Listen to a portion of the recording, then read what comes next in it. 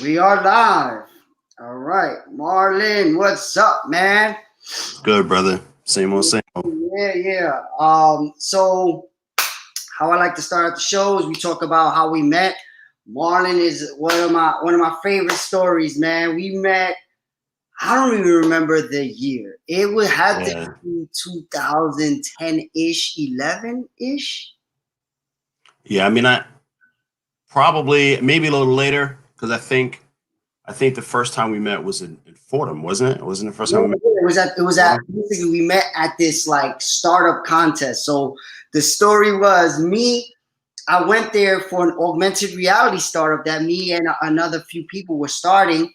Right. So the first night we spent a lot of time explaining our idea, and then you had to get chosen for the weekend, and people were going to stay there an entire weekend to Right. work on the idea. So one of the guys I was working with, he came all the way from New Jersey because we were like, "Oh, our idea is so fire. There's no way we're not getting paid." So Oh, shit. I remember showing the technology and everybody in the room being like, I don't even understand what I just saw right now. And it was Allenson. I gotta have him on the show one day too. Oh, yeah. We didn't get picked. So the idea was that if you didn't get picked, you would stay for the weekend and help everyone else who did get picked. Right. We did not do that. We took the sore loser route. Like, yeah, we didn't get No, picked. I'm out. if you think about that weekend, there were at least 4 or 5 startups that have really done big things that weekend. You're right. So the Knowledge House was Crazy. there, Geraldine was there. Was Right. Chris Mercado was there too, I believe. I don't know. I don't know, but you know what I'm thinking of? I'm thinking about the dudes that did Who's Your Landlord? I think they were there that weekend. Oh yeah.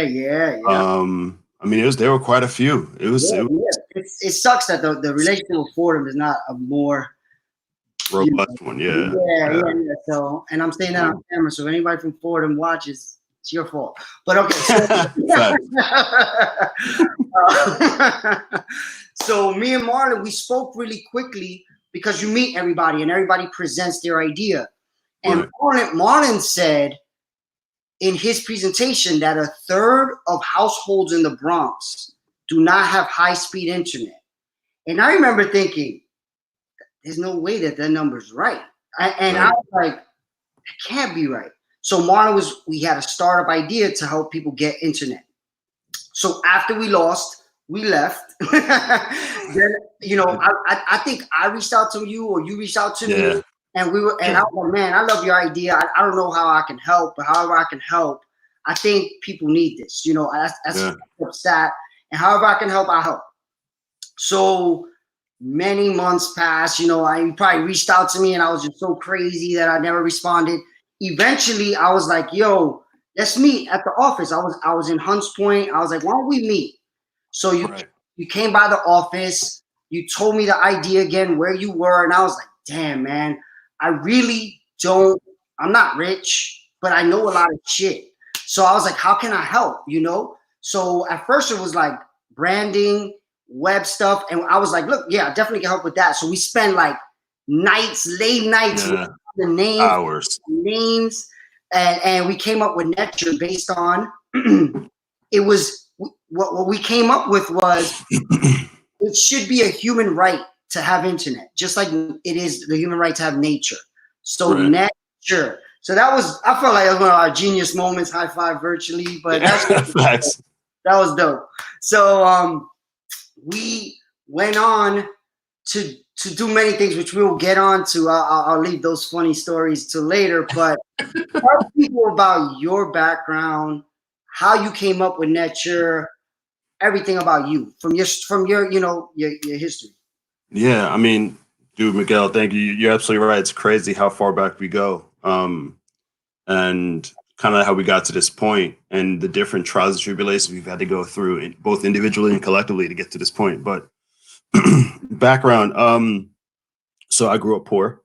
My mother was a recovering crack addict. My twin brother's disabled. We had a lot of struggles growing up. She was a single mother. She All of her struggles, she was fantastic. She was one of the most inspiring people I know.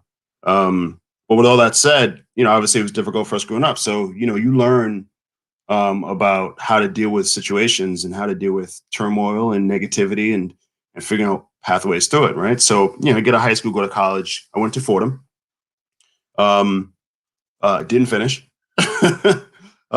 Most of us, most right, exactly. went there. Eventually went into telecom, worked for Verizon, worked for AT&T, worked for a bunch of different telecom companies. 2001 obviously changed everything. Was in the North Tower, the World Trade. Was fortunate enough to obviously to get out of there, but that experience kind of changes your perspective on how you see life.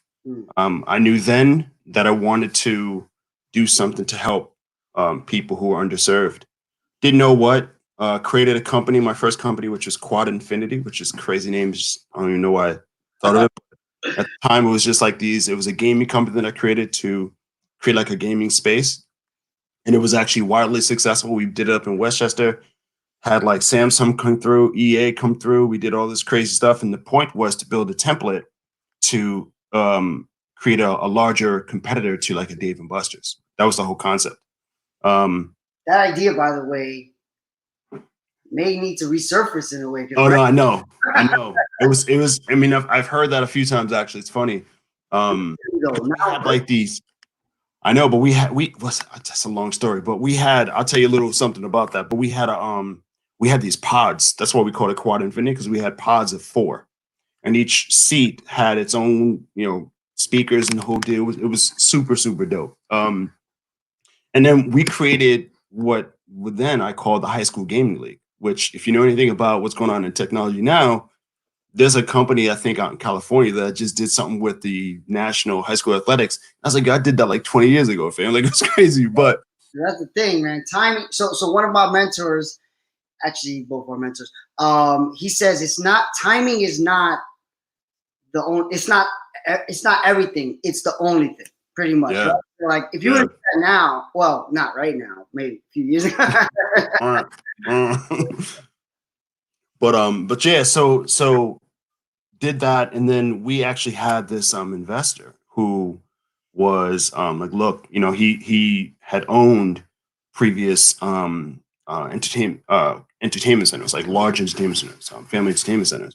He's like, look, I love your idea. Let's figure out a way we can move forward with it. And then he passed.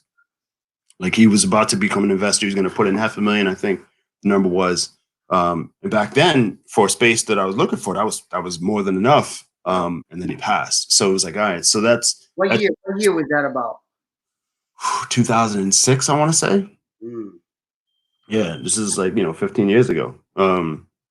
So I shelved the idea. I said, all right, well, I can't keep going, because it was like I said, it was more like a beta test than anything else. And I wasn't making any money for myself, really. I was just making enough to cover the expenses. So I closed it and said, you know what, I want to. As part of that, one of the things that happened was we used to donate time to homeless families through this organization in Westchester. I can't remember the organization now, but we donated time to them, and that was my first real exposure to taking a for-profit concept and allocating it to a nonprofit concept.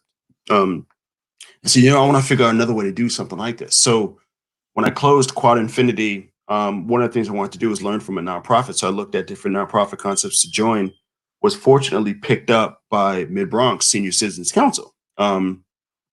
And what that did was it gave me the opportunity to expand my understanding of what a nonprofit management organization looks like, and different ways that you can fund concepts. And I was vice president, primarily dealt with development. And it just kind of give you a different perspective. So while I was building, or while I was developing for Mid-Bronx, I was building a concept in my mind about how I want to create a company to service a need. And I didn't know what need I wanted yet. Ended up going down to Miami for, I think this is just after the Giants won the Super Bowl. So this is like 2008, I think it was. Go down there with a couple of friends of mine, and my friends are like, Marlon, you got to create another concept. I'm like, what? Why am I creating another concept? Because you're the one that creates up concepts. You got to think of something to do. So we're sitting there just talking amongst each other. And I'm like, all right, so let's look at the different areas and this is straight up, this is how it was. let's look at the different areas that people of color don't own. And we were looking at radio, TV, like we just started naming different industries. And I said, Joe, you know what? We don't really own anything in telecom.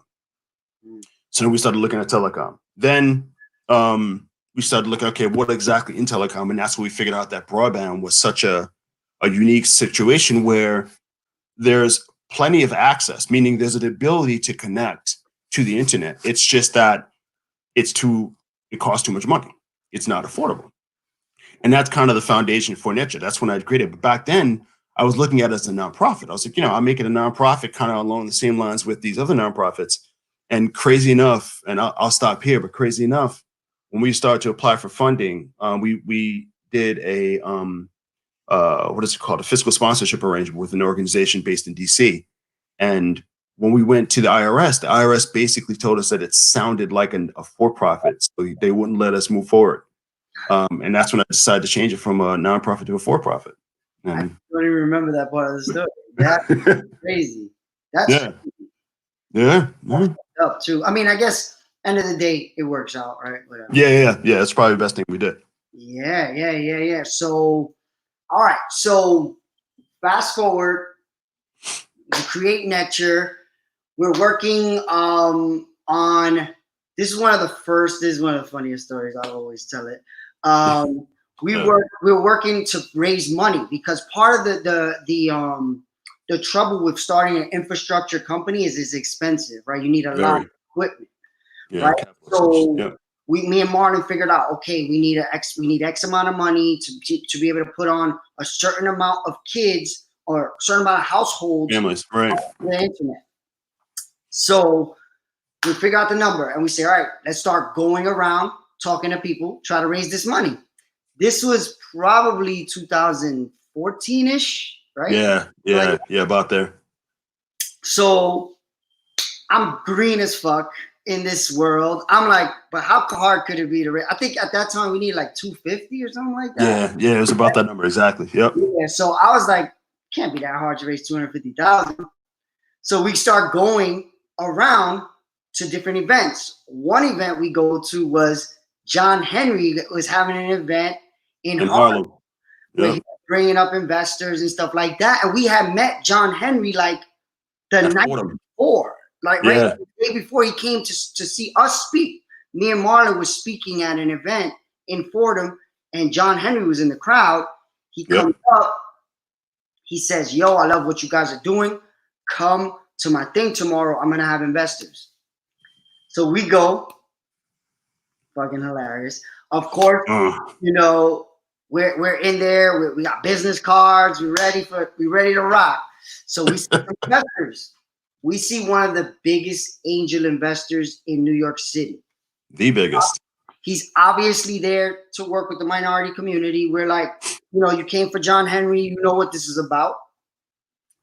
So we like, all right, let's do it. So me and Marlin go up to him like, yo. Of course, we didn't say yo, but Marlin introduced himself very properly. He was like, yo-ish. We're like, all right. We give the sales pitch. This is an idea.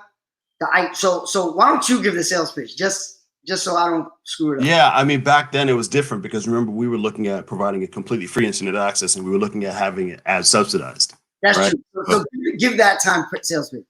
Yeah. So at the time we were like, listen, not sure if you're aware of this, but there are an estimated 1 million households in New York City without internet access. And we come up with a way to provide that service to them by providing a completely free internet access portal. They'll have some web services to support it.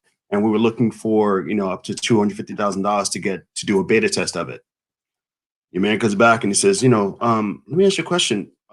Why are you servicing the low income demographic? No one cares about that demographic. We were like, me and Mark looked at each other like, I was like, what? Are you serious? And then remember, I don't know if you remember this, but then he said, why don't you look at, he said, you should look at the next market up and figure out a way because advertisers are not looking at low income families. They don't spend any money. he said they're looking at middle market and higher. So you should try to figure out a way to bring your product to that market. We just walked away, man. It was like, all right, well, We were like, ooh, ouch, right? So I was done. yeah, that was kind of like the last conversation of the night too for us. We were like, Yeah, damn, if this is how that world thinks, we are yeah. fucked. Not only us as a company, but But us as minority. people, yeah, hell yeah. They're never gonna fund stuff that helps our community. Yeah. And we went back and we're like, do we have to change this whole thing? And actually we did because of it, Yeah, right? we had to pivot. Yeah, yeah. It was definitely that moment that made me. I did a lot of reading, at that time, trying to figure, okay, well, where is what he's saying actual? Is it fact? Is it only him, or does everyone look at it that way? I mean, obviously at the time you're thinking, okay, well, and my mindset was, all right, he came here to meet with minority founders, right? That was his purpose. So if he came here to meet minority founders and he still has that view, you're like, all right, so then Yeah. really not a whole lot of opportunities to find others if that's the way. That's And think about the comment, right? Nobody cares about that demographic. yeah, yeah, And so just so you fully understand, anybody watching that's trying to get into the entrepreneurship world, what we were telling him was it was going to be free because we were going to have advertising. So when you turned on your internet, you would get an ad or you pay, right? So right. you said, look, if you're free, you get, of course, a lesser service, but you get an ad. Every X amount of hours you're on the internet, you get an ad, and that ad revenue would generate enough money Supports, to support the cost of giving that person internet. right? That's why he said advertisers don't care about that demographic. But the way he said it, he said nobody cares about that demographic. Yeah, man. And it was a little bit like, oh man. So I mean, it was definitely a shock, and then I think one of the things you realize from that moment is you have to make a decision, and I think that's kind of where we came. Like, remember after that, we kind of separated for a while. And we were like, all right, so yeah, let's figure out what to do. viable idea, basically. Yeah, it may not work. And I think it gives you a moment to really, this is what they talk about when you have to pivot, Yep. right? So, I think at the time what I did was I just started to look at, all right, well, if it's not going to be that way, should I change the way it makes money? And I remember one of the things you did was you used to challenge me on, listen, Marlon, make sure what you're saying is actual fact. Make sure you know how much money you could definitely make. And remember, we started to look at different ad technologies at the time. We were trying to figure, okay, well, what are the different ways we can make money? Maybe it's not this way, maybe it's another way. Maybe, we were looking at creating a browser. I'm not sure if you remember that at the time. We were looking at creating our own browser. Yeah. Bunch of different tech. And it was pretty cutting edge at the time, but you have to understand the most important question we had to answer, which we at the time really didn't have an answer for, was what do people want? So I think it was at that point when I said, all right, well, I got to find a way to do a beta. Yeah. A way to cover myself. Proof of concept. Yeah. Some kind of a proof of concept. So that's when we partnered with Nos Quedamos, a nonprofit in the Bronx. And we just took 4 floors of one of their buildings. And we worked with them. And I'm going to give shout outs to all the organization. We worked with them. It was with our Bronxworks, Sky right? Packets. Spy Packets. Yeah. They did the installation. Bronxworks gave us computers. Absolutely. That's an interesting story too.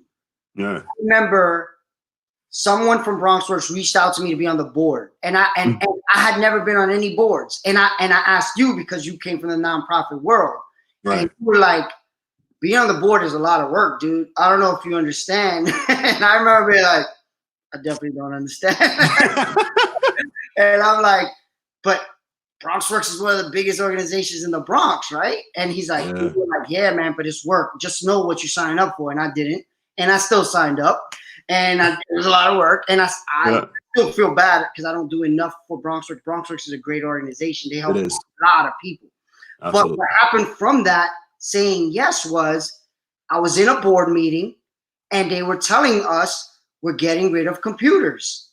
Yeah. So that's right. Marlin was in a position where he was like, man, how do we get these households computers? Because we're doing a test, we can't tell them buy computers. So that just happened to happen at the same time. And I was like, yo, I was just in a meeting where they said, get rid of computers. Let's see if we can do that partnership. So they end up giving you how many computers? I forgot how many. I want to say it was like 10. It was a good number. It was a good number because not everyone needs computers, but you don't want to preclude people. And as you know, with what we're going through right now, I mean, we'll bring it to the president later, but obviously computer access and internet access is a major issue, which we've known forever. But so at that moment, we wanted to be able to have the option to give people computers, whether they wanted it or not. It was. But then the other thing, remember at the time was we were trying to test different technologies. So we're looking at different browsers. I had to remember rebuild the entire computer system, put a different browser on there, see if I could put out ads on it, so on and so forth. So we did a whole different things at the time to test many different variables. Sure. So yeah, the computers were critical. So even now, right? Even now, I guess let's fast forward. So we actually talk about that beta test, how well it did. I mean, it was crazy. What we did was I basically paid for internet access to this building and had it shared amongst, I think it was like 25 different households. Yep. And the way we did it was we provided Wi-Fi through the building through the, we put access points in the hallways. And it was that we learned, okay, well, how many people are logging on? How many people are using the internet for how long? What devices are they using? What are they looking for? And you don't want to monitor, and we weren't monitoring individual users. We were monitoring the bulk of the data because that was one of the things you don't want to do. You don't want to show, we're not looking at every single person's search history, right? It's not that. It was really just, okay, what types of information are you looking for? How long are you using it? And what we found out was we learned several things from that process. Number one, really people don't want free internet access. They want, and the reason why they don't want it free is because they don't want ads. They don't want ads. They feel like, many families feel like, that's either an intrusion into privacy. And this is, mind you, low income families, and they still feel like that. And then number two, they don't feel like it's not valued as much for whatever reason, psychologically. Yeah, I mean, that's like anything, right? Free is just, right. You're not going to use it to its full fidelity because it's not, you don't feel like it's worth something to you.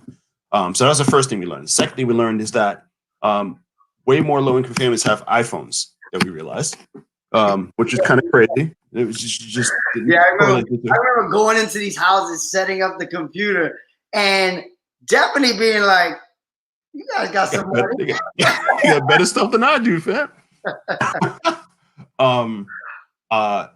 Most people did not have computers, which is why the computers became critical.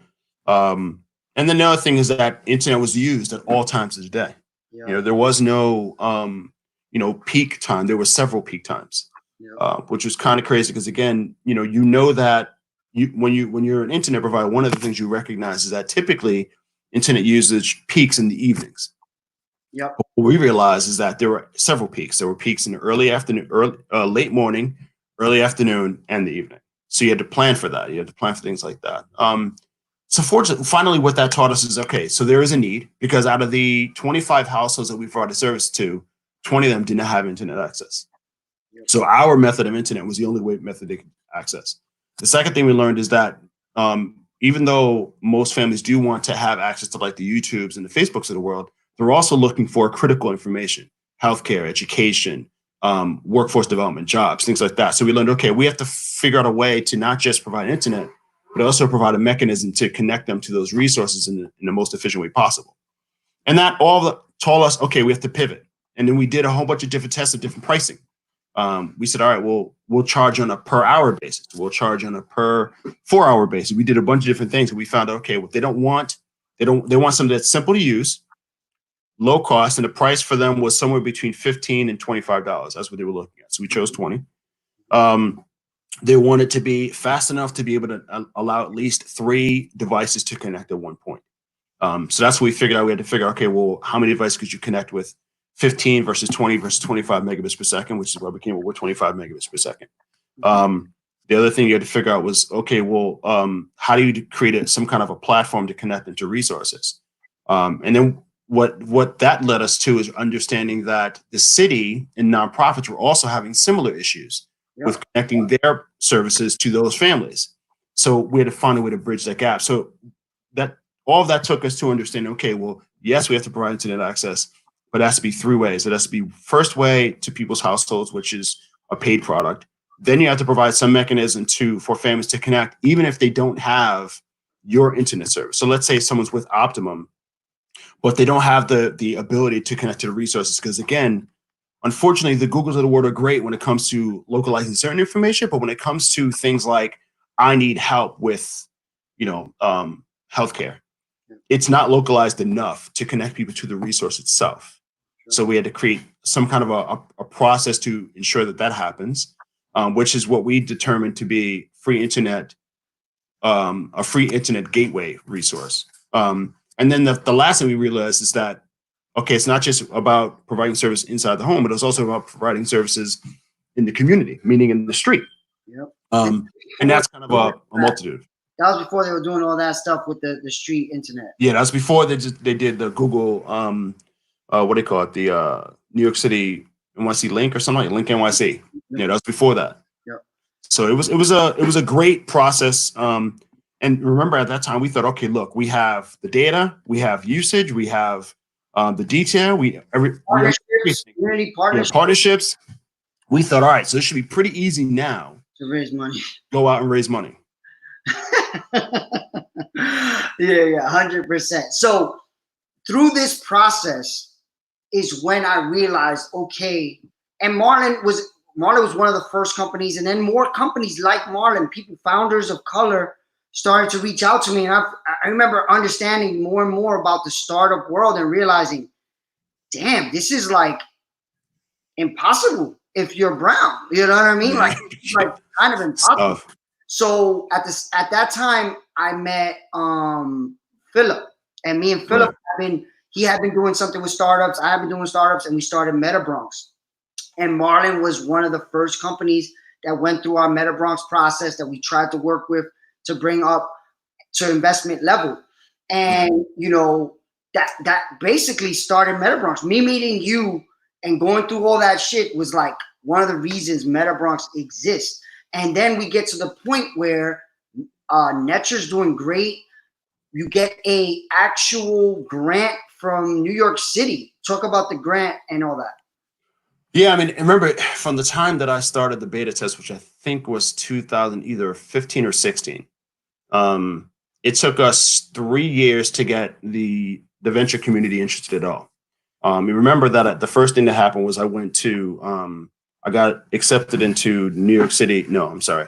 The Civic X Accelerator, which is a nationwide accelerator for social ventures. That was the first thing that happened. Then, because of that, I was introduced to several investors, social venture investors in California and then in Atlanta.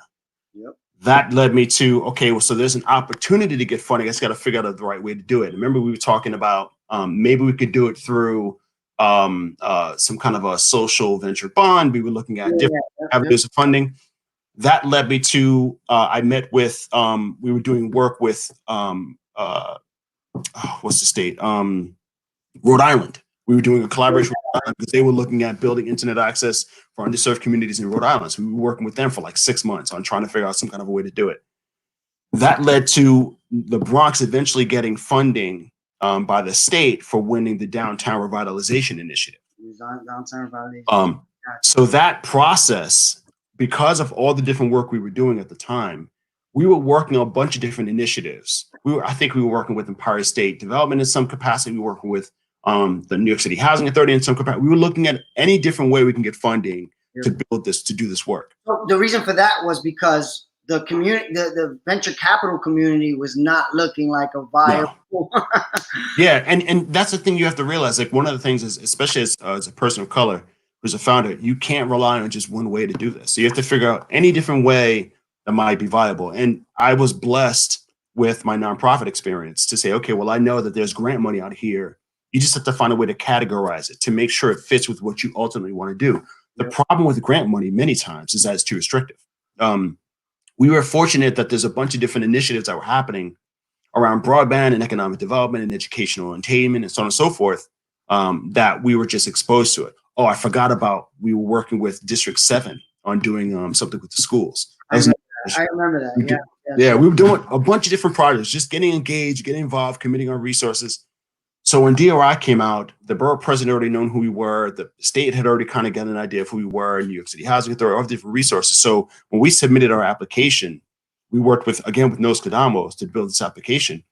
We did the work. We wrote the entire project. But it was to provide internet access to 7,000 households in the South Bronx. That was the goal. Yep. And when we won it, which was in, I think, 2019, no, mid 2018 is when we won it. It was in the middle of us. We were applying for a Microsoft grant. We were applying for a bunch of other different grants. And we were looking at work in Oakland. We were doing a whole bunch of different projects. And that's the first one that came through. So we're like, all right, so we're good. So it was $437,000, which as an investment, that would be like 15% of your company. Yeah, exactly. All right. So you're like, all right, so we got $437,000 to do a larger version project to showcase what we're talking about. Just as that happens, you're starting to see a bunch of different dollars come through talking about broadband. And they were looking at rural broadband for the most part, like it's outside of the urban areas. So we were working. And then as we're about to finalize a contract with we finalized a contract with the state about a year ago, maybe longer. And we were just finalizing the contract with the nonprofit. Corona hits. Just like that. I know. And let me tell you the beauty of that, though, which it sucks to say it, but it's the truth. Only now do people realize the significance of what we were talking about 10 years ago. Exactly. That's exactly what I was about to say. Right now, more than ever, I'm sure there's a lot of people like, fuck, I should listen to this guy. Like, there's a lot of these schools right now where their kids don't have access to the internet. And right now, because I remember one of the best elevator pitches. I don't know if you're going to do it right now because I know sometimes it makes every time it gets me emotional, every time. I'm like, yo, go to that story. That sells every time.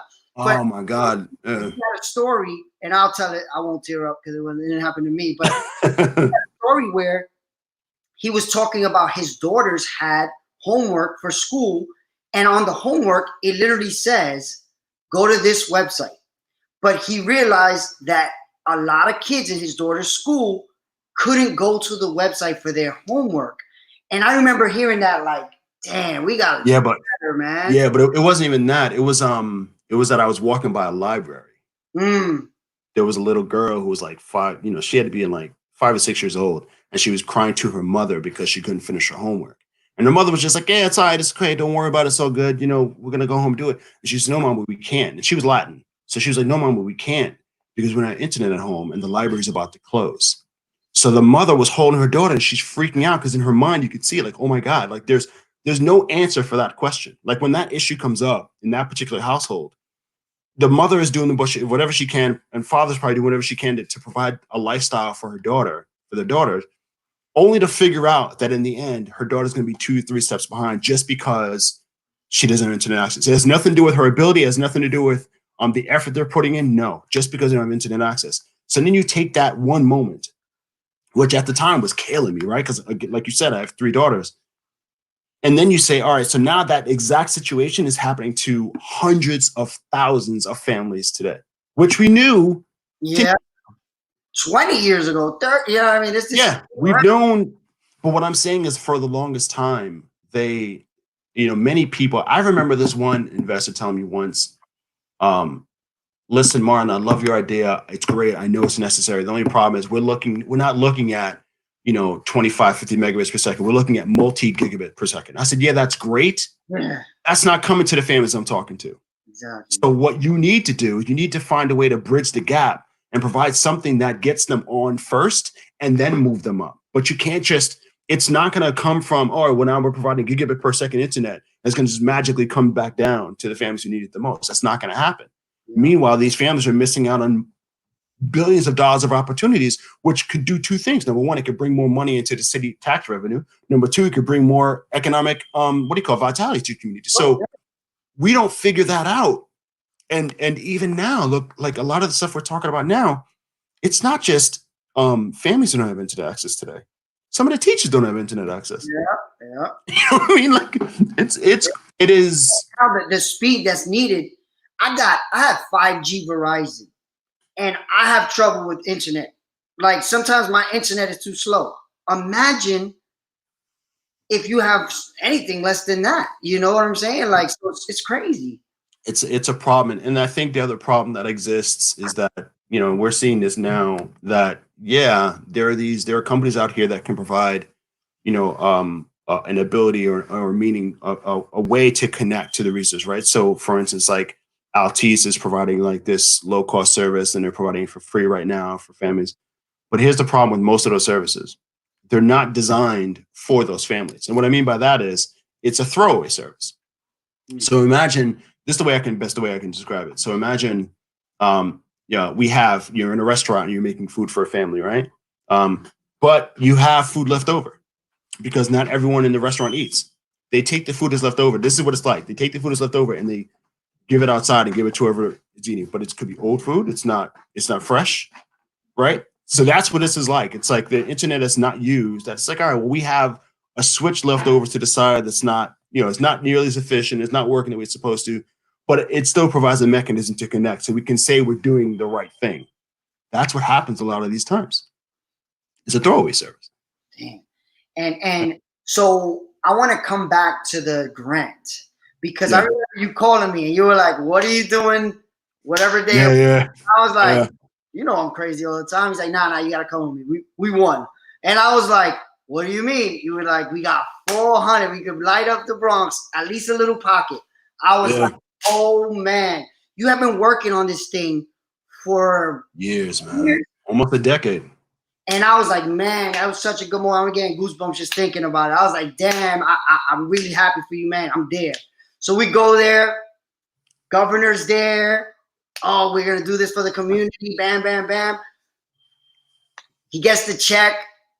Fake check, right? Right. So how does this work? And I find out the way it actually works is you have to get the money yourself back to you.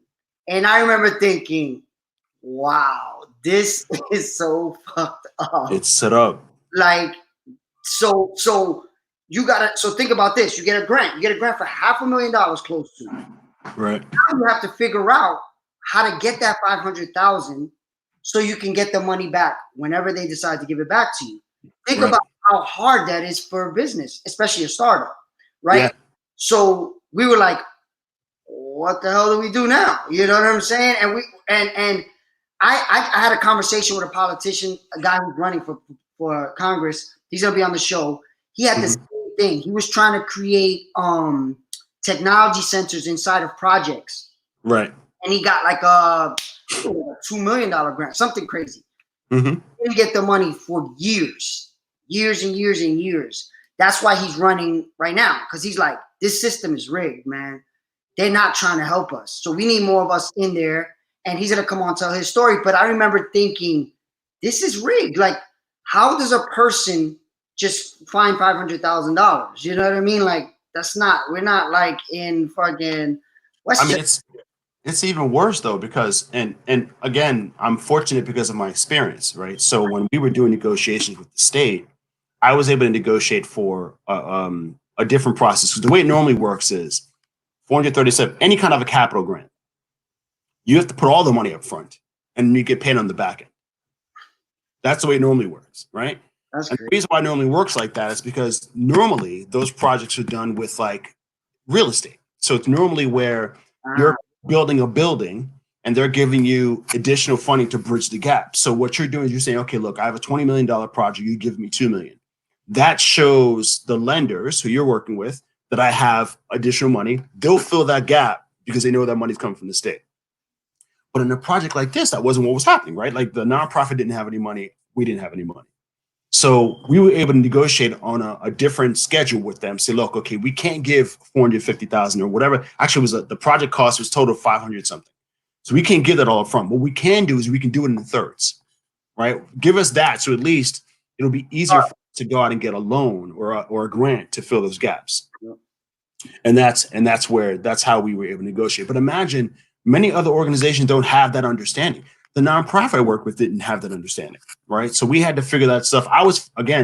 My experience helped me to kind of have those conversations Otherwise, we'd have been stuck in this money triangle for a while, right? Yeah. It would have taken us a while. I'm learning now that's the norm. Like, and think about it, these are projects that are supposed to help communities, most of the time communities of color, and they're like 3 years on average before they can happen because of that one thing. Like, you know, and I understand money, you know, if you take 500,000 for every, you know, state or whatever it is, that can end up being a lot of money. But look at right now, they're printing money to throw into the fucking stock market. Why can't they do it for this, you know? They don't, there's no value for them. I mean, you know, it's unfortunate, but you know, what we've learned from this process, and, you know, I don't want to get super political, but, you know, you realize now that there are two different economies. There's the economy for, and I'll just say middle income families. I'm not going to say middle income and above. I'm not going to talk about color or race, just middle income families. And then low income families have a completely different lifestyle. We don't have space. We don't have adequate resources. We don't have adequate financial supports. All of that is, it's all for them. It's looked at as, well, they don't need it. They're not working on it. That's always been that kind of the concept. Yeah. In reality, it's a basic human right. The reason why we're not doing as well with COVID where other countries are is primarily because of the way that other countries are managing their healthcare, right? We've learned that. If we haven't learned anything from this process, we've learned that. And we haven't really learned it. Yeah, and we're not out of it. Like, it's going to get worse. But the point is that you say to yourself, okay, so it's going to take social entrepreneurs really who decide that it's not so much about just profit, but it's about, you know, profitable social enterprises. So you want to make sure that it's doing something for the community to bridge the gap between where we are today and where we ultimately need to be, which in the end hopefully provides a mechanism for social and sustainable and economic growth in each community, which then shows the government, oh, excuse my language, but, you know, there's a way this works. This could work. And then that inspires some development. But until that happens, it's just, you know, it's going to be perceived in the same way it's always been.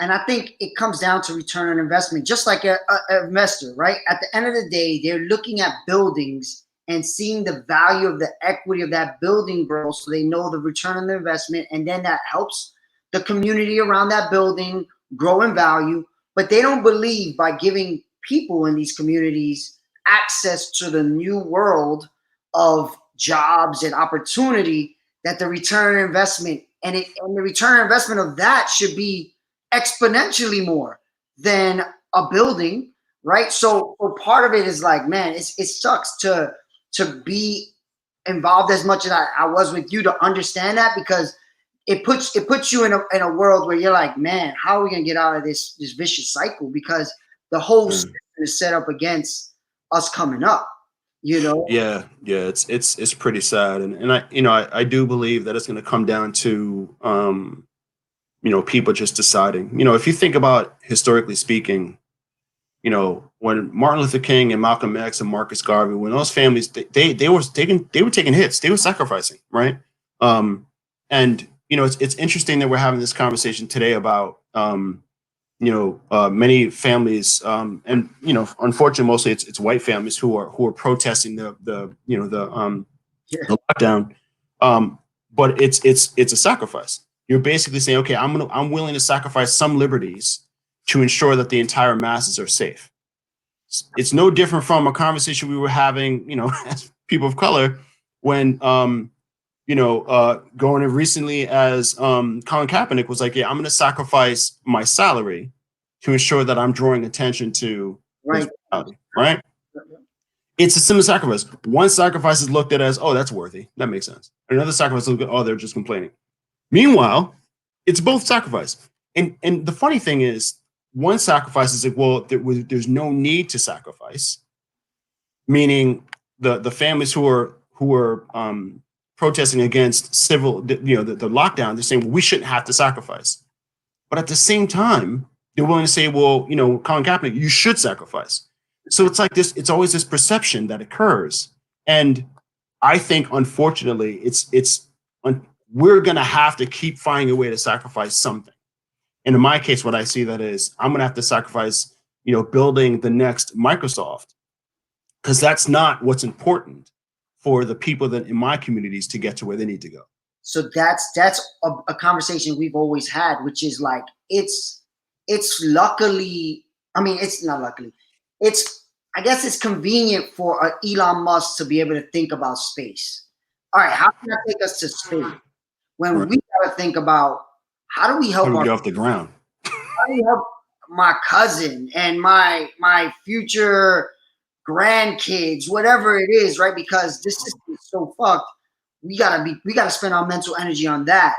We Right. can't be thinking about space, right? And it sucks because there's some of us that could be doing a great job for that, right? We could Right. might be a genius in the hood that could take us to space, but Absolutely. doesn't get that choice, that chance. So it really sucks. And the internet is a huge part of it. So that's where your project has always been near to my heart. But you're also one of the type of people that you were very selfless, right? So one of the things you did was while you were out there dealing with the venture capital community, you sent us a link to Village Capital. I remember you were dealing with something. You were like, "Hey, have you ever seen this?" So I had at that time, which is again universe shit, Yep. just read the book by the founder of that company, and I was like, "Yo, I'm literally finishing the book of this guy. It's called The Innovation Blind Spot." Amazing Right. book. And I wanted to figure out how to get in touch with this guy. You were like, "Well, they're doing a grant. They're doing something for accelerator programs. You guys should apply at Metabronx." So we applied because of you, and we went. We were the only company that they had never heard of that Yep. applied, and we won. And they told us when we saw your application, we were like, "That's the type of company we built this to help," you know. And it was like, wow, man. And you know, that's part of the working together and continuously thinking about the people that are behind the scenes, right? Because Yeah. not everybody does that, and not enough of us do that. We Yeah. out for self too much, and I know Yeah. because you know we have that scarcity mindset because we have to a lot of times because we got to figure out how to make our ends meet. We can't be thinking about the other guy, but when you do that, it's easier for everybody to come up because now because of Village Capital, we're in a better position to help Marlin, and we're putting Marlin in better rooms, and we have our network is growing because he Yep. did that effort. So that's one thing I Yeah. don't think happens enough. Yeah. I'm glad you brought that up because I think that's one of my biggest issues with you know, people of color in positions of power. You know, I don't know if you remember this, but before I got accepted into the Civic X Accelerator, I took a flight out to San Francisco to go to the launch event. And Launch is a company that's created by, I think, a graduate from Fordham. I can't remember his name, but I know, you know, he's done great work. So I was going to go out there. So I said, you know what I'm going to do? I'm going to reach out to every Black founder, CEO, tech head, whatever I could, anyone in VC, social venture, whatever, and just try to connect with them to say, all right, look, let's get together and just talk. Because I'm trying to figure out what's the best way for me to move forward and to take the right steps. And I want to make sure I can to engage. You know, not one of them reached back out to me, fam. Not one of them followed up. Not one of them responded. Ever? Not even like Ever. And I'll tell you a quick story, which is crazy. About a year ago, I was connected with Etsy, one of Etsy's leaderships. This is right after I got the award from America on Tech. Okay. When part of the process of getting that award, I've been introduced to a leader in Etsy, and she invited us to this event where one of the people that I reached out to, I'm not gonna say his name to not throw him out of the bus, but one of the people I reached out to was actually going to be speaking at this event. So you know I'm a jerk, right? So I get up at one point that we're able to ask questions.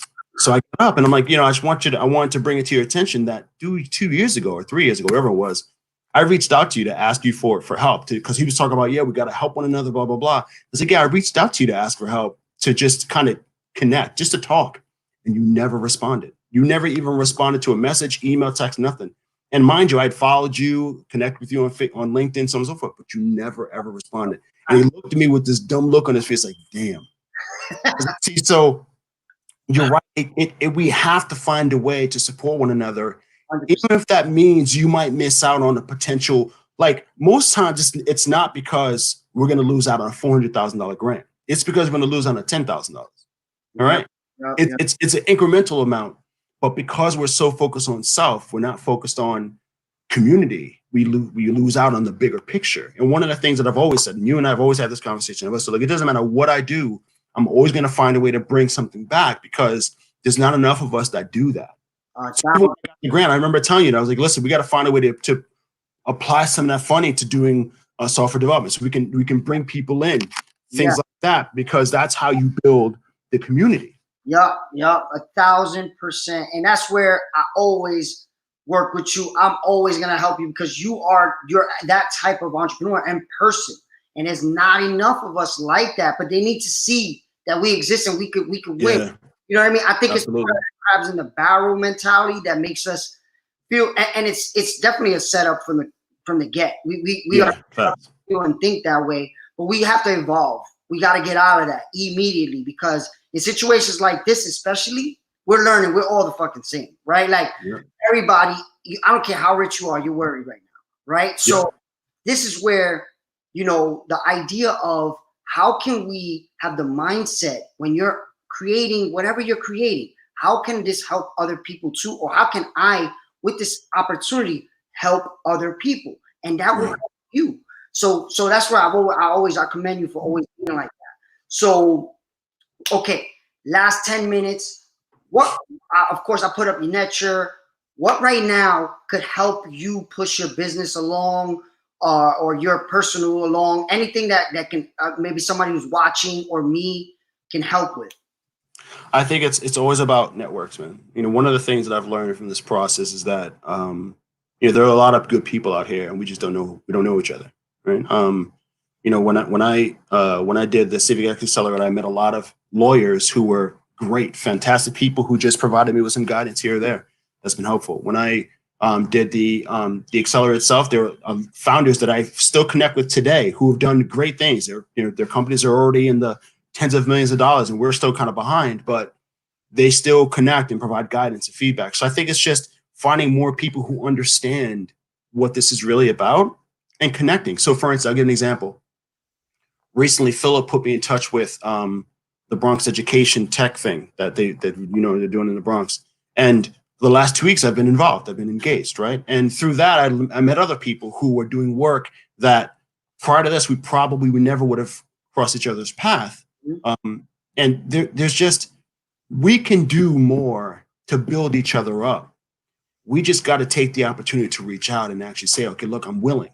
So what you said before, I wanted to make sure I said before I ended this, because now we're in this Village Capital Network, we're able to go to more things. So I've been able to go to a lot of venture capital things. And of course, I always talk to any minority in that area, right? So what happened one time was, and I think I put it on my podcast, I was in a room with a guy who just raised like $80 million or something like that with his firm. But we were in a room, like a breakout room, where we were all sitting around and we were talking about what can people do. And there was startups and investors, right? So a black guy sitting right next to me is like, I reached out to you on LinkedIn. And he looked down. He was like, please God, let me have responded to this guy. He said it. And the guy was like, you did. I thank you for that. That's why I'm asking, because I'm talking because you did respond to me. He said, all right, I'm going to stop this though. I want you guys to understand something. A lot of people reach out to us. So it's hard for us to get back to everyone. But one thing that I can tell you that will help you as a person that reaches out to people is make sure you study what they invest in. Because just blindly reaching out to me when you don't know the levels that I deal with, because if you are reaching out to me and you're an early startup, my firm can't really help you. So a lot of times I forward those things to people that help me manage. And if you fall outside of that criteria, we don't get back to you. And then I unfortunately don't get back to you. So I'm telling you guys, and it's up to you to give this information out to more people, look up, because it's not just the fact that I'm black and I want to help a black person. It's more about, can I help this black person right now? Because my firm doesn't deal in the level you are in. So you have to understand that. So I just wanted to make sure anybody watching this that has gone through what Marlin gone through, and then there's definitely you have to become a little bit annoying. Like that balance of annoying but persistent. Well, persistent, yep. And that's a sales thing that most people don't come from sales, so they don't know. The average time, just so people who haven't watched this as an entrepreneur, the average times it takes to hear from someone before you buy is 20 times. Think about that. So if you reach out to somebody twice and you're like, oh, they never got back to me, you still got 18 more to go before it's average. So you gotta time it out so it's not annoying. You don't reach out 20 times in a day. You reach out every week, and if you look up and you reach out 20 times, then you know you were average. You may still even have to go past that. Right. Get a response. So that's part of it. I know we're not trained for that. So that's why I wanted to make sure. I know you're a guy, but most people don't know that. So when you're reaching out, even I know people are reaching out to me right now, and I'm crazy, so I'm not responding to everything. So I get it.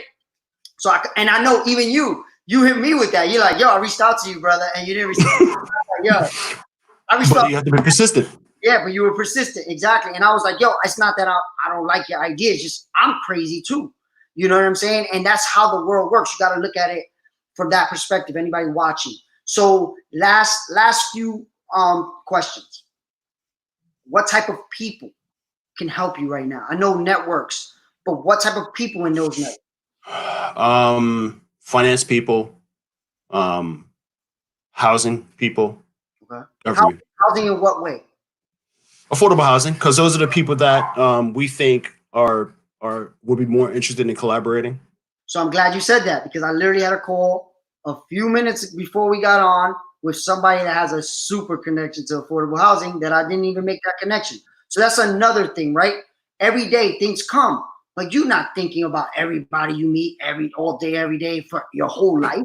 You know, that's why even this show, that's why I want to have this show, because it forces us to catch up, and now it's content other people can learn and other people can possibly see this and be like, I want affordable housing. Let me hit up Marlin and let's go from there. So that's another good point. How should people look for you? I put netra.co on the website, but yeah, I mean, LinkedIn, emails those are the two best ways. I'm not super active on Facebook and Instagram and all those things because I'm trying to build stuff. Yeah. So yeah, I think those are the two best ways. I mean, you can always, my number is always out there too. Okay. If you want to just chat or text or call or whatever. Another thing I didn't do. When I was looking for a picture to use in your thumbnail, I Googled you, and I forgot we should have mentioned a long time ago. Oh yeah, BBC. Featured all over the place, and you congrats on all that. BBC, all these places. Talk about any of that stuff. Yeah, so a year ago, early 2019, I don't remember what happened. I received a call from BBC just saying, look, they're doing a story on broadband connectivity and just the gaps that exist in the world. And at the time, the guy that I was dealing with, at the same time I was dealing with him, my daughter was in the hospital. So I was kind of going back and forth. I was like, listen, it's just crazy for me right now. I'm kind of going in and out. So at one point, him and I just sat down, and he's asking me questions, and I'm going through why I did, and kind of what we talked about today. And I was talking about my history, like what brought me to this point. And he was so moved by it. He said, look, do you mind if I focus you on this story? I'm like, sure. When it came out, dude, it was crazy because think about from the Bronx, right? So we're in the Bronx, and the day it came out, my face was on the BBC website as the homepage. And it was the freakiest thing ever. I was like, yo, dude, have you seen this? Like, so of course, what happens after that? The whole world reaches out to me. I hear from freaking New York Times and News 12, blah, blah, blah. And then the borough president's like, oh, listen, we should talk. All right. So, everyone's reaching out to me. And I'm like, yeah, dude, when I reached out to you before, I heard nothing, right? Yes. To be fair, the borough president's office has always been a supporter. So I'm not going to crap on them. It's just funny because I didn't hear from them for a while. But yeah, it's one of those things where once people understand how much I've had to do, both personally, I lost I didn't lose my family, but I went through a divorce. All the different things that happened to still keep on this path to make sure that I solve this problem. It's moving because there's not enough of us who do this work, right? So Marlin has been working on this for years and years and years. He hasn't given up. He's had many ups and downs, figuring out other ways to make money, to make sure that he can still do this. That's another very important entrepreneur thing, that you can't just give up because it's not making money right now. You got to figure out how to make money to get there. You know, because nothing makes money in the very early stage. So you got to. So again, man, of course, always great catching up. I want to, of course, I'm gonna connect you with the person I'm talking. You know them, but we'll talk about it behind. Yeah, man, keep rocking, stay safe. Always. And let's keep it going, man. Thanks. Thank you, brother. Same to you, man. Thank you for inviting me, and love you as always. And we'll get up sooner, no question. All right, Marlin, keep rocking. All right, brother. All right, you too, man.